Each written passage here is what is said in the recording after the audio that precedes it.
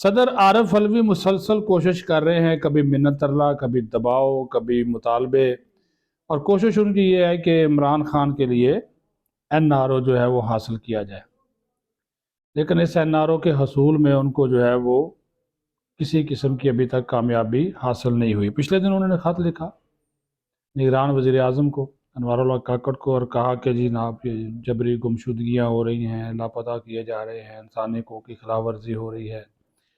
پھر کہا کہ جناب لیول پلینگ فیلڈ نہیں دی جا رہی اور تحریک انصاف کو دی جائے۔ صدر کا یہ کام نہیں ہوتا۔ اس وقت بھی یہ صدر تھے جب عمران خان وزیر اعظم تھے اور پوری کی پوری اپوزیشن اندر کر دی گئی تھی، جیلوں میں ڈال دی گئی تھی، میڈیا پر حملے ہو رہے تھے، چادر اور چار دیواری کا تقدس پامال کیا جا رہا تھا، نیب کے ذریعے اور جنرل ریٹائرڈ فیض کے ذریعے بہت سے لوگوں کو اٹھایا جا رہا تھا۔ علیم خان جہانگیر ترین کی کہانیاں آپ کے سامنے ہیں، وہ تو آپ سرعام نام لے رہے ہیں جنرل ان کا بھی، جن کے اوپر الزامات ہیں۔ بہرحال اس وقت بھی صدر عارف علوی ہی تھے، لیکن انہوں نے کوئی آواز نہیں اٹھائی، کوئی آواز انہوں نے نہیں اٹھائی، اور اب جو ہے وہ یہ دعوے کر رہے ہیں اور کہہ رہے ہیں، مطالبے کر رہے ہیں، لیٹر لکھ رہے ہیں کہ لیول پلینگ فیلڈ جو ہے وہ عمران خان کو دی جائے۔ صورتحال اب یہاں پہ یہ بنی کہ خود جو عمران خان ہے، اڈیالہ جیل میں قید ہے، وہ کسی سے بات کرنے کو تیار نہیں ہے۔ یہ بات میں نہیں کہہ رہا، اس کے اپنے وکلا کہہ رہے ہیں۔ وہ آج بھی سانحہ 9 مئی کی کھول کر مذمت کرنے کو تیار نہیں ہے۔ وہ آج بھی دیگر سیاسی جماعتوں کے ساتھ بیٹھنے کو تیار نہیں ہے۔ وہ آج بھی کہتا ہے جی کہ میرا ووٹ بینک ہے، میں کامیاب، جب بھی الیکشن ہوں گے کامیاب میں نے ہونا ہے، اور میں ان کے ساتھ کیوں بیٹھوں؟ جب اتنا تکبر، اتنا غرور، اتنی انا ہو، پھر آپ خود اندازہ لگا لیں پھر معاملات کیسے آگے بڑھیں گے۔ اس طرح چیزیں آگے نہیں بڑھتی۔ تو علوی صاحب، جو این آر او آپ مانگ رہے ہیں عمران خان کے لیے، اگر وہ آپ براہ راست مانگ رہے ہیں یا آپ کو پیغام دیا گیا ہے تو پھر کھول کر بتائیں۔ اگر اس نے این آر او لینا ہے تو پھر وہ مفاہمت کی، جو قومی مفاہمت کی باتیں محمد علی درانی یا دیگر کے ذرائع کے ذریعے ہو رہی ہیں، اس کے بارے میں آپ کھول کر بتا دیں۔